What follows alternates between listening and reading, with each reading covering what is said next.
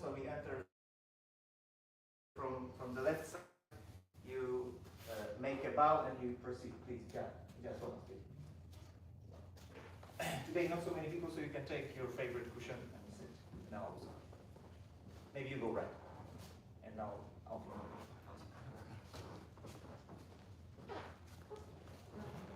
You can sit whichever you want.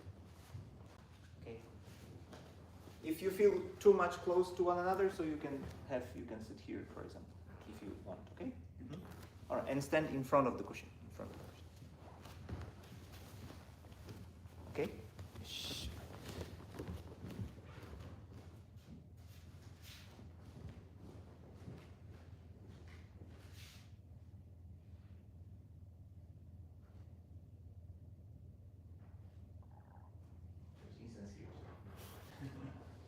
You'll go back home for.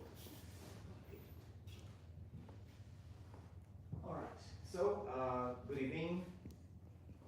Please take a seat, but turn your cushion because it has this white thing here.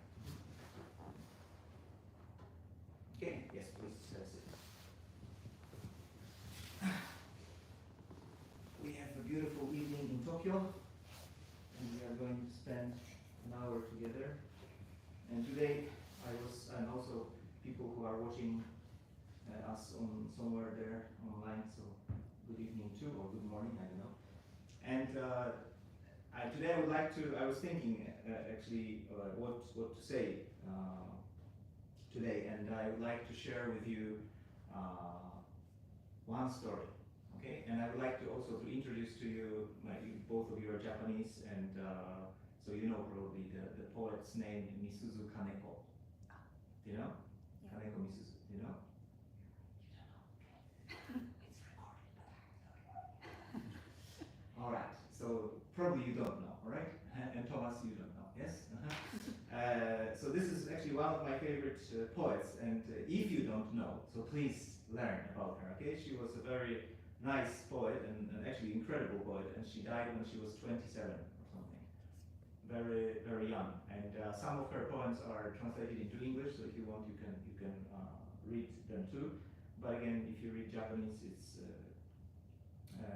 something you should do. So she has lots of beautiful poems. But then yesterday, actually, I was reading. I read this poem. I didn't know it before, and this poem is called Wonder. Okay, in Japanese, fushigi. All right, wonder. You can find it somewhere on the internet too. And so I will translate. I don't know who translated it into English, but I will translate it to you, and then I would like to share you one story. So it's called Wonder. Okay, and it says like that. I wonder why the rain that falls from black clouds shines like silver. I wonder why the silkworm that eats green mulberry leaves is so white. I wonder why the moonflower that no one tends bloom on its own. I wonder why everyone I ask about these things laughs and says, that's just how it is. All right, this is the poem. And why I'm saying, why I told you, why I introduced to you this poem is that the other day on the underground, and we are in Tokyo now, so as you know, there are different kind of underground lines, and there's one of the most sort of popular line, which is called Marunouchi line. Yes, and it's going to Ginza, I think. Yes, so very busy. And as you know, the underground, which you take on, you get on the train, and then it goes underground. Well, it's underground, right? It goes underground, and then it goes up. So there was a mother sitting with her child, a boy. How old was she? Maybe, I don't know, 5 or maybe 6-year-old boy. And they were sitting near the window, and they were talking about different kind of things. And then the train departed, and then it went down underground. Yes, so it was dark, and the boy was like really, looking all the time outside. Yes, and he was like looking outside, like really close to the window, looking outside. And then he asked his mom, "Mom, yes, what do you want? Why you can't see anything underground? Why you can't see anything underground?" Yeah? And then mother was like, "Because it's underground." All right? It was Japanese, not English. Because it's underground. And then the boy was like, and then again, he was really still looking there, yes? He was looking, and then suddenly after like maybe 3 or 4 minutes, again like, Mom, yes, what do you want? Why you can't see anything underground, yes? And then the mother was kind of frustrated and said, because it's underground, right? And then the boy, was like, and then again, his face was full of wonder. And he was still looking outside, yes? And looking into it. And it was, of course, it was dark. So then mother, she got frustrated and she pretended she was sleeping. So she was like, she closed her eyes and, she was not sleeping, but she was sitting like that. And then after 5 minutes again, the boy was, Mom. Why you can't see anything underground? And she was really angry, said, because it's underground, I told you. And then after 5 minutes again, the boy was like, and then mother was sitting like that, and he mumbled to himself, like very quietly, like, but even if it's underground, you can see something. Even if it's underground, you still can see something. You see? So, why I'm saying that? Because when I read this poem, and when Misuzu was saying, this world is so wonderful. You have rain, you have silkworms, you have clouds, you have sky, you have different kind of things. And for her, it was really wonderful, yes? But when she asked her mother, or when she asked the so-called adult, they say, because it's like that, right? So why I'm saying is that, because then when how it corresponds to the story from the underground, for a child, there is, as this boy said, even if it's underground, you still can see something there. This is what the child said, right? But for the mother, it's like, because it's underground, you can't see anything, right? So this is what I think. Like when we talk about practice, when we talk about Zazen, when we talk about sitting, sometimes I wonder like what you can say about sitting. You sit and you just sit, right? But then from the other point of view, what is in Zazen is often compared to this word which is in Japanese fukashiki or fushigi, which means wonder, or which is mystery. And sometimes or strange, or something that is unfathomable. So all these things are involved in this word fushigi, right, or wonder. This is exactly what Misuzu was talking about. So for this child who was looking outside, and he said, it's dark, of course it's dark, but even if it's dark, even if so, there is something you can see. But for the mother, it's not possible, because she said, no, because it's dark, you can't see anything. So what's the difference? When we practice, we have this shift of our perspective from because to even so, still there is something, yes? So when we talk about because, you close yourself, or you restrict yourself, or you limit yourself within all these definitions, because it's like that. Because this is how it is. And when you think about it, this is how we relate to people, this is how we live. We have different kind of definitions, like in Japan, especially when you have business cards, right? I hate business cards. I don't have a business card, so people sort of sometimes think about me and they really want me to give them a business card, but I don't have I don't have a business card. So maybe they look at me and they say, fushigi nashita ne. Maybe he's like weird. So I don't like business card. If you have a business card, you have like PhD or I don't know, like professor or director or manager. And I don't think this is, of course, this is bad. But then it like unconsciously it limits you. You have like the image about yourself. This is I, and this is my business card, this is my status, my social status, this is where I was born. Sometimes we have this, this question, or this people say like, please introduce yourself. Right? Have you thought about that? Please introduce yourself. And of course, if I say, Thomas, please introduce yourself. Okay, I was born in 1970, I finished this, and then I was, I had this university, and then I got married, I got divorced, my dog died, and then I had another dog, and then I'm here. And this is I am, right? And this is this because, the world of because. So it's really clear-cut, kind of like box thing. But when we practice, there is this change, the shift of our perspective, and we could say we get out of this box. We get out of this box. And then we look at things from the other side. like from the drone. Yes, when you look from the drone, like objectively at yourself. And this is the world of wonder.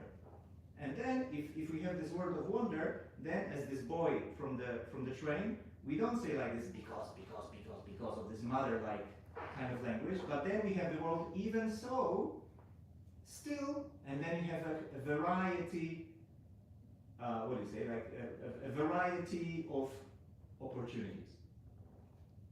And why I'm saying that? Because in this is what we do in Zazen. And it's often compared to a bird flying in the sky. Have you ever seen a bird, like a depressed bird? Or a bird which is unhappy? Or a bird which got lost? Maybe birds don't get lost, I don't know, but probably they don't, right? Even if they have their roots, they know how to fly. But still, they are so happy. And they can fly wherever they want, yes? This is this world of even so. Even if it's so, still, there is like, you don't limit yourself. This is the world of Zazen. Or we could say of just sitting. We say like just sitting, so it's like this just. But just is not this like just and like this just. This just is really fushigina just. Yeah? So we could say the unfathomable just, right? So in this way, you don't lose this wonder, this sense of wonder, or you don't lose this like, wow. That's why when you have this world of because of limiting yourself, restricting yourself, you sort of what do you say in English? You get used to it. This is one danger of that. You get used to it. You get used to yourself. You get used to who you are. You have a clear-cut description of who am I, and you stick to that, and you don't move an inch. How you talk to people, how you relate to yourself, you have like, this is what I am. Why? Because this is who I am, right? But then when someone comes and says, but even if, no, there is no even if. There is no such possibility. You don't have this courage to go outside of this box. But our practice of sitting still and doing nothing is you get out of this box. And then you take the perspective of the other. And this is this even so world. That's why there is a story of, now we have spring, not yet, but the spring is coming. So you can feel the fragrance of my favorite ume, yes, of plum, very beautiful, right? You cannot see them anywhere, but still, when I go home, it's already here, the spring is already here, yes? So we have the spring, so there is a story of rose flowers roots. Hello. Hello, sorry I'm so late. Don't worry. You missed my talk, but... I heard everything. Please Should I sit? Yes, just sit. Equal. It's okay. So, just let me continue. So,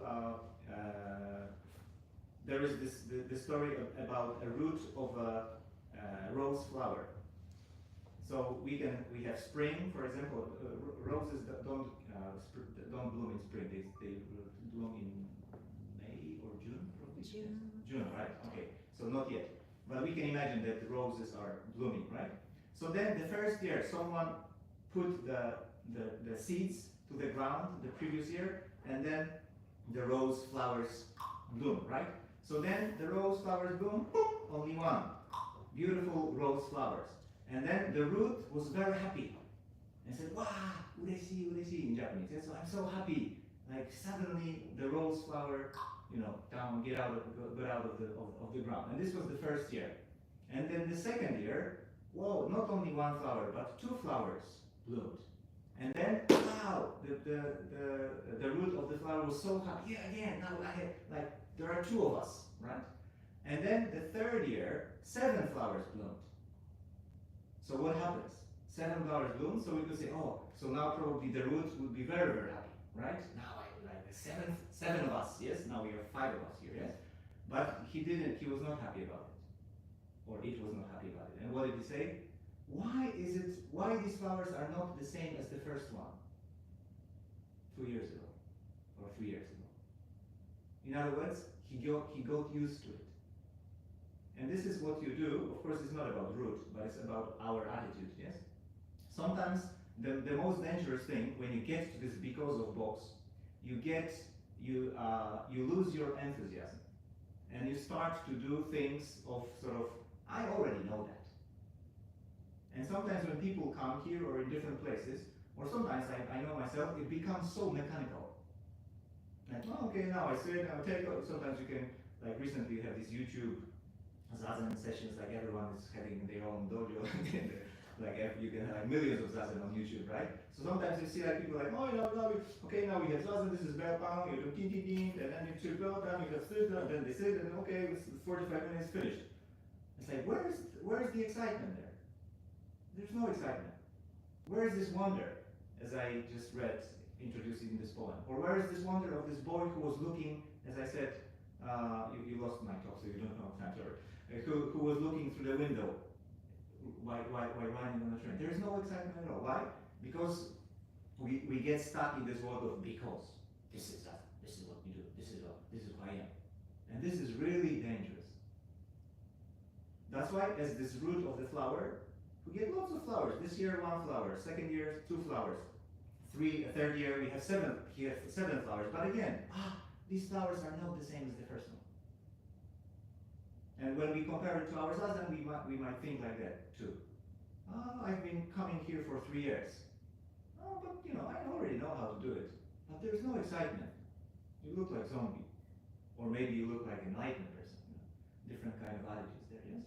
But there's no like this first sort of, I'm sitting for the first time. As maybe some of you, you're sitting for the first time? Here, yes. Wow, cool, yes. You see, look how excited she is. Yeah, she doesn't know what to expect. Yeah, it's true. She doesn't. You already know what to expect. Yeah, you've been doing it for a while. But she does. What's your name? Maria. Maria. You from Brazil? Yes. Yes. Yes, I know. I saw you on the list. So you're expecting me to be late? Yes. So Marianne, she's doing it for the first time. And how do you behave when you do it for the first time? You don't know what to expect, actually, right? And this is the most beautiful thing, actually. Because you don't close yourself of, now I'm going to do this or that. You don't know. And this is what I said, it's like a bird flying in the sky, or like a fish flying, not like the fish swimming in the sea. This is the world of wonder. Or as Japanese say, like fushiki. It's like that. And then you sit in the Zazen, you can, you see the whole thing, right? The whole panorama in your head. And so, like sometimes you feel like, why am I thinking such stupid thoughts? Really, like, something is wrong with me? Yeah, sometimes you have these thoughts. But usually when we relate to people or relate to things, we move, you are busy, we don't have time to enjoy this stillness, right? But when we sit down and we calm down, suddenly, there's so much here, which I miss actually. And there's so much which I miss is, once again, the world of mother, who misses it all, because she said, it's dark, you cannot see it anyway. And you have this wonderful world of this child, who was looking so, like with all intensity through the screen, through the window, into the dark, and he said to his mother, that still, even if it's dark, there is something you can see. You see this difference? So when we practice, when we just sit still, there is this, even if it's so, there is still so much to that. And this is the attitude to it. This is really, really important. And I see myself sometimes, when it becomes so mechanical, when it becomes so like, like I'm used to it, so it's kind of like maybe I'm tired or something, so we lose this wonder. So again, we have to go back to this wonder. And that's why I was scolded by this. So I said the Buddhist monk shouldn't say like that, but I often compare it to the first date. You have a first date with a boy or with a girl. It depends. Nowadays, girls with girls and boys with boys, different kind of mixture we have here and there, but I don't go there. But then we have the first date. How do you feel during the first date? Yeah, it's the only, this is the only moment you live for, probably, right? You hope this, everything, birds are singing and everything is nice and music, and you take a shower, I don't know, you have something with your hair, perfume and nice whatever, you have like candles, everything here, and then this is it, right? But if you get used to it, probably you get, probably there will be no second date, right? If you get there get used to, attitude, right? You take your iPhone, okay, now I have a date. Oh, what are we going to do today? Like that. Come on, nobody's going to go on a date with you. Yes, this is exactly the same with the Zazen. You cannot used to it. We cannot get used to it. And when I say we cannot get used to it, it doesn't mean that, you know, like you, of course you get used to pain, you get used to posture. It's a natural thing. This is what we do. But with our mental sort of state, when we have I already know that. Yes, I've been doing it for a while or something. Then it's really dangerous because, as I said again, you miss this wonder or this wondrous world. Yes, that's why one Zen master, whose name was Suzuki, he said, well, if I probably mistranslated, it's like wondrously, wondrously, how wondrously wonderful, something like that. Wonderful, wonderful, how wondrously wonderful. And this wonderful, wonderful, how wondrously wonderful is what I introduced to you in the first place, this wonder poem by Misuzu Kaneko. So when you go home, please read it, right? In Japanese, fushigi, or in English, wonder. Yes, it's a beautiful place. And then try to sort of relate it to our practice of Zazen, all right? So with this attitude of the heart, let's now skip to sitting, because Marianne is going to sleep now. All right, so let's try. So sit on the cushion as you sit, but as Marianne, your first time, so please make sure that your knees are on the floor. On the floor. Mm-hmm. So you have this scissor-like, I call it like scissor-like movement. So usually we sit like that, usually, right? So you have your knees here, but when you have like, and then you open, so then you have your knees on the floor. Yes? Cool. Mm-hmm. Everyone has knees on the floor, yes? And all of you sit in this Burmese, it's called Burmese position. So Burmese position, you have one leg here and one leg here. This is the most, well, simple, I would say, position, okay? We can stay like that today, all right? If you can go a little bit further, maybe Thomas can, or other people too, so you can go a little bit further and you can have like this half lotus position, so you put one of your legs, in my case, the right one on the thigh of your left leg, so this is a half lotus, yes? Some people even say like quarter lotus, so they put it like somewhere here. I think it's okay, probably, but after some time I feel my ankle here is sort of aching, so maybe if you sit for 30 minutes, it's maybe not a good idea, I don't know, but you can try. But, well, you can sit like that. If you can go a little bit further, so you can have a full lotus position, so you have two legs on the opposite thigh. But again, if it's a full lotus position, if it's half lotus position, or if you sit in a Burmese position, so the idea is the same, so you have this triangle here, this base here, yes? So this is the most important thing. We have tatami, we have the floor, you have two knees on the floor, and it gives you this groundness, the sense of groundness, yes? Everyone can feel it, yes? Mm-hmm. And then the danger is when you sit, you get used to this smartphone position, so you sit like that.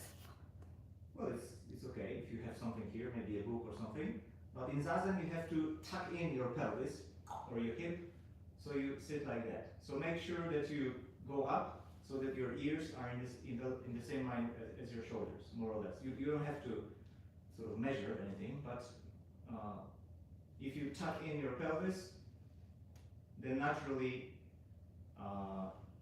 you straighten up, and then your ears are in the same line with your shoulders. Okay. All right. So stay for a while like that.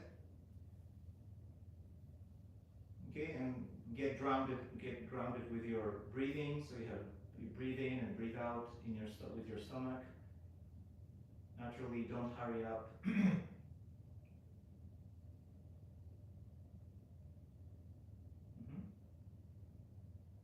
And in your mind, you can imagine that you are going up.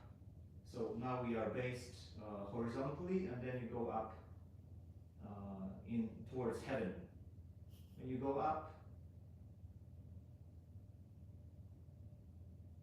imagining that someone is pulling you up by the crown of your head. So your neck naturally straightens, but not too much, not naturally, right? You don't have to strain yourself.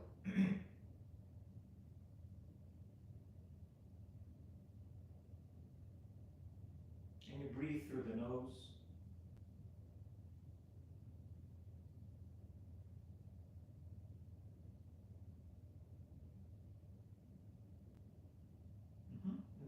put first you put right hand, and then on top of that you put left hand, and then you touch your thumbs together. And it depends how you sit. If you sit Burmese, so maybe your hands go a little bit down. If you're sitting half lotus, so it's natural that you put your hands on the sole of your feet. So it depends how you sit. But be careful, because when you go like that, so after some time you will slide like that. So not to do that. Yeah. So make sure that sometimes it's good to. I don't have anything here, but if you have like a small cushion or maybe a blanket or something else, so you can put it here and then you can put your hands on that. It's also nice. Here we don't have anything. So, but just make sure that your hands just don't go here, because then you will end up sitting like that. Yeah. So we don't want that. So make sure that you have this nice shape here. And again, with your arms, don't look like that, but more like you have this space here, like a big bird, right? Now I just said that Zazen is compared to a bird flying in the sky. We are not going to fly, of course, literally speaking, but you can imagine that you are like a bird, so with two wings. Not too much, of course, not like macho, right? But naturally with space under your armpits, okay?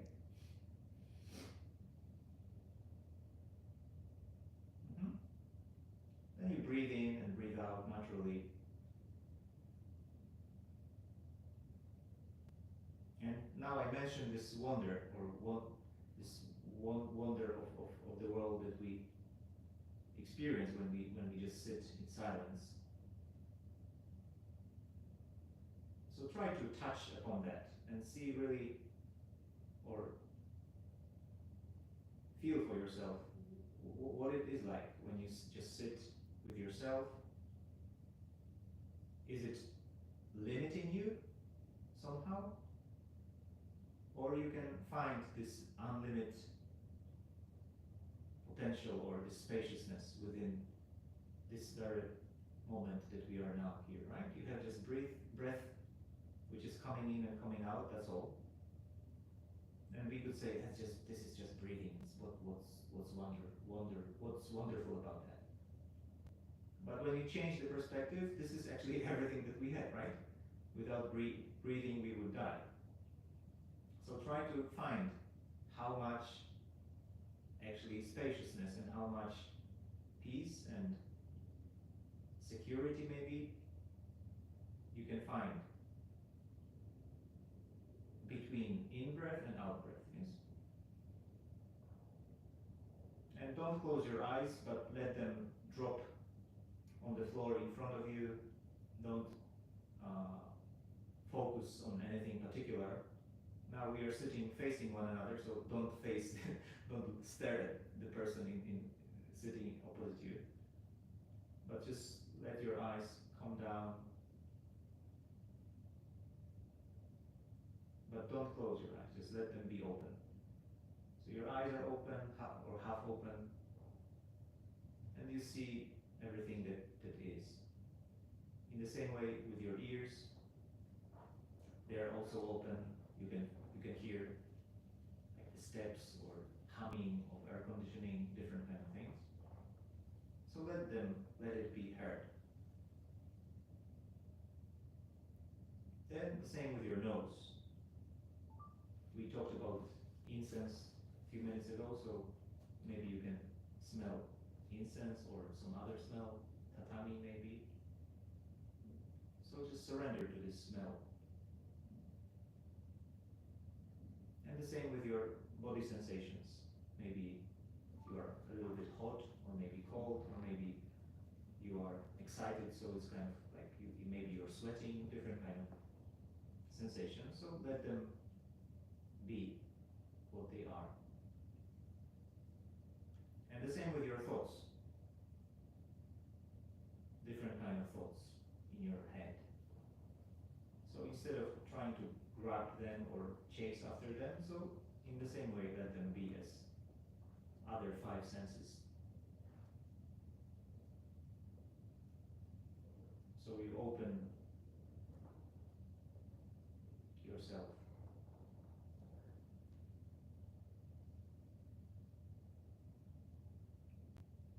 and as we just said, instead of this because framework, we shift into even so framework.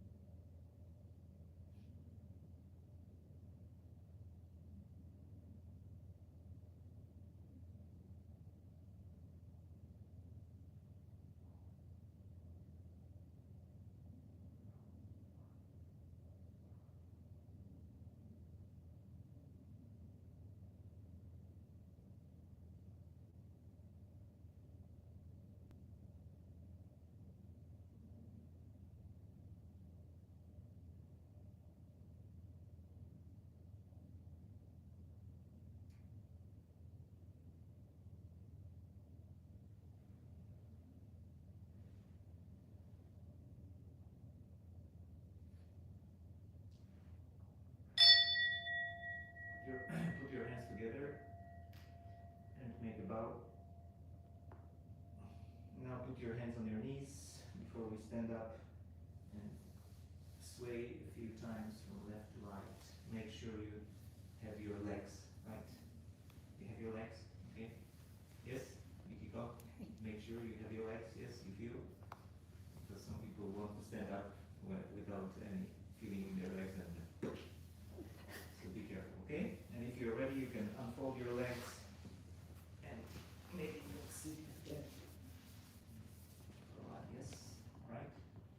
Okay? And if you're ready, so fix your cushion, give it a nice massage.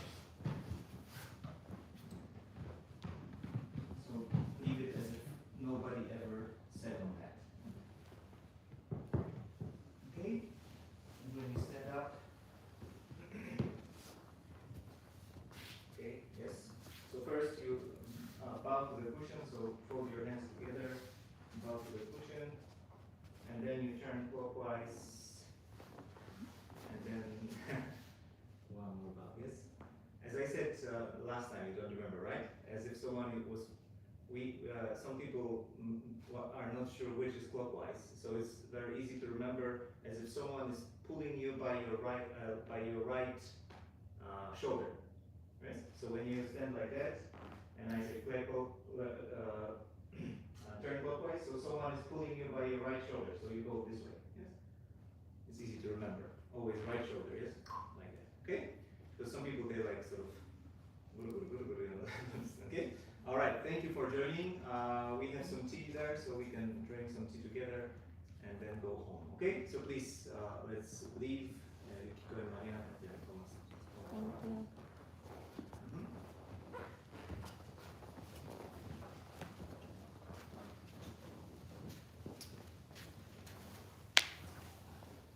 Now I will show you the